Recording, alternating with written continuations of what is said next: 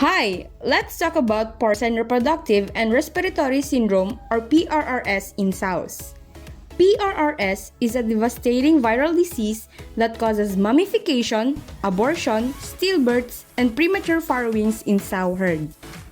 Sows infected while pregnant may deliver viremic, persistently infected piglets as a congenital PRRS virus infection. Virus can transmit from infected piglets or dams to other piglets. The cycle of shedding and infection can continue well into the nursery phase in situations where the sow herd is actively infected.